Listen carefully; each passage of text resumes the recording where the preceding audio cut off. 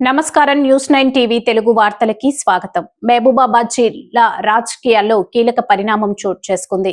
Maripeda మున్సిపాలిటీలోని Congress party కైవసం చేసుకుంది. ఉత్కంఠభరితంగా సాగిన కౌంటింగ్ లో హస్తం పార్టీ స్పష్టమైన అధికారాన్ని ప్రదర్శించి మున్సిపల్ పీఠాన్ని దక్కించుకుంది. మరిపెడ మున్సిపాలిటీలోని మొత్తం 15 వార్డులకు గాను పార్టీల బలాబలాలను పరిశీలిస్తే కాంగ్రెస్ పార్టీ 8 వార్డులో ఘన విజయం సాధించి మ్యాజిక్ ఫిగర్ ను దాటింది. బీఆర్ఎస్ పార్టీ 6 స్థానాలకే పరిమితమైంది. ఇండిపెండెంట్ ఒక స్థానంలో స్వతంత్ర అభ్యర్థి విజయం సాధించారు. వార్డుల వారీగా విజేతలు వీరే. వార్డుల వారీగా గెలుపొందిన అభ్యర్థుల వివరాల్లోకి వెళితే 1వ వార్డు కాంగ్రెస్ అభ్యర్థి ఇస్లావత్ తిరుపతి విజయం, 2వ వార్డు బీఆర్ఎస్ నుంచి బానోత్ భద్రమ్మ గెలుపు, 3వ వార్డు బీఆర్ఎస్ అభ్యర్థి బానోత్ కిషన్ విజయం సాధించారు.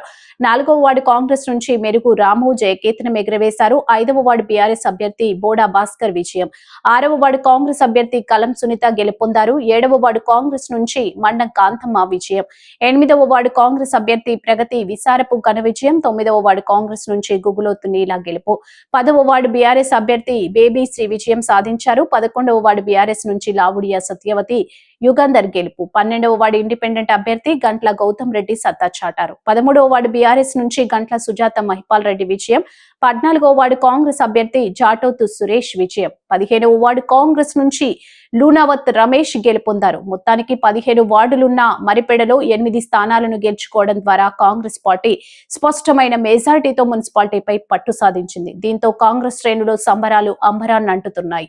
మరిన్ని అప్డేట్స్ కోసం చూస్తూనే ఉండండి న్యూస్ 9 టీవీ తెలుగు. జై హింద్.